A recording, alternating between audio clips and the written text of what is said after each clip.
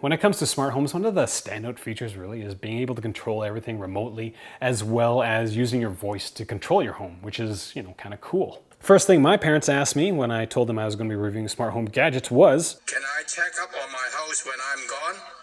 "Yes, you can, Dad." Okay, that's good.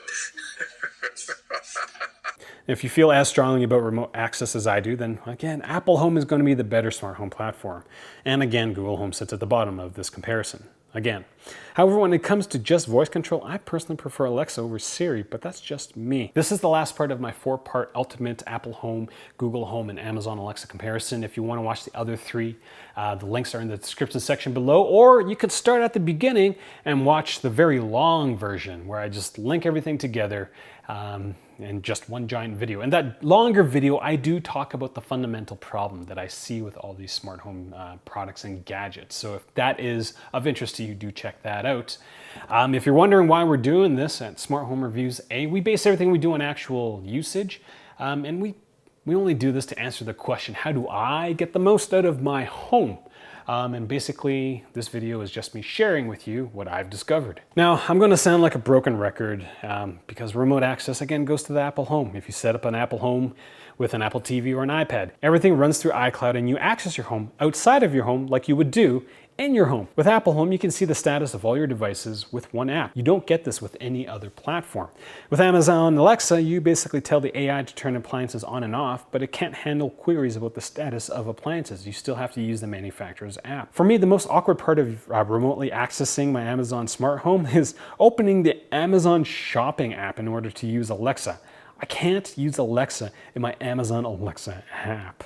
What? When it comes to Google Home's remote access, well, it gives you a big fat bagel. But this isn't really going to matter because most of the products that are compatible with Google Home and Amazon Alexa provide remote access through their web services, so if you really wanted to, you can control your devices through their apps. But again, you're running multiple apps on your device, and ultimately, it's just not as easy as just using your home app in Apple Home. When it comes to voice control, issuing commands to Siri, Google, and Alexa, I personally prefer Alexa. I know it's a shocker.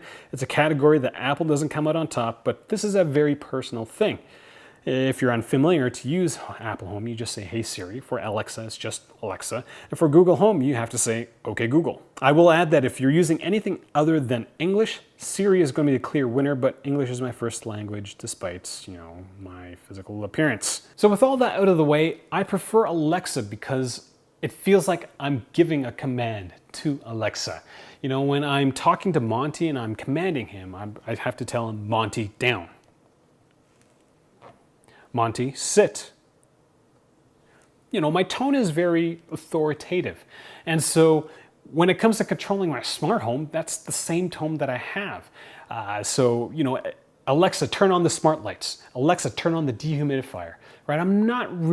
The tone that I have, I'm not really giving Alexa a choice to choose. But when I say, "Hey Siri," any single time I start a sentence or a question with "hey," my expected response isn't finite. If I'm asking my wife, "Hey, can you check to see if the back door is open?" She might be doing something and she's probably going to say, "I can't until I do this," right? So there is no finite outcome. It's not going to happen right away. It might happen. So when I say, "Hey Siri," it just seems like I'm giving Siri the chance to not turn on my lights.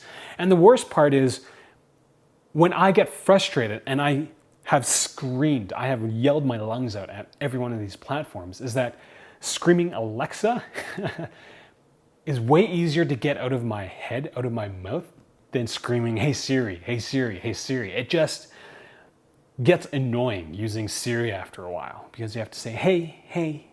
Like I don't have that same authoritative tone when I say, "Hey." When I say to Monty, I don't ever say, "Hey, could you possibly sit? Could you possibly, hey Monty, can you lie down?" It doesn't work. Now on to "Okay Google," which is the most emotionless command I can give an AI. I think I do have to give kudos to like Windows and Amazon and Apple for trying to give their AI's personality, but with Google, it's I use Google as a verb, right? So to start off, especially with the word "okay," "Okay Google," I only use "okay" as a full sentence, like somebody tells me something, "Okay," right? It's hard for me to get my head, like it just seems very awkward to say, okay, Google, turn on my lights. Okay, Google, turn off my dehumidifier. Okay, Google, tell me what the temperature is. It doesn't roll off my tongue as easy as just saying Alexa or even Hey Siri, right? It's hard to, like a command like, okay, Monty, go eat your food. I guess that one didn't sound too bad, but it doesn't have the same flow. Now I know all of this is quite fluffy, but because in my opinion, my home is a fairly intimate place because, you know, my wife and I live in it. We raise our family in it. So being able to talk to it in a relatively intimate manner, I'll say, is something worth considering. But again, considering all the other facets, the data security, the installation process, remote access and everything else is shining Apple, screaming, hey Siri a bunch of times, might not be a big deal. But again, I'm just pointing this out just so that you know about it. So that's all I got for this video. Again, if you want to find out what I think is the fundamental problem, do check out the longer video towards the end. There will be a link in that description that just points you to the end so you don't have to rewatch everything. If this video you found entertaining or semi-informational or useful, consider getting your stuff through my links because none of these companies have sponsored me and everything I do comes out of my own pocket. Thanks for watching.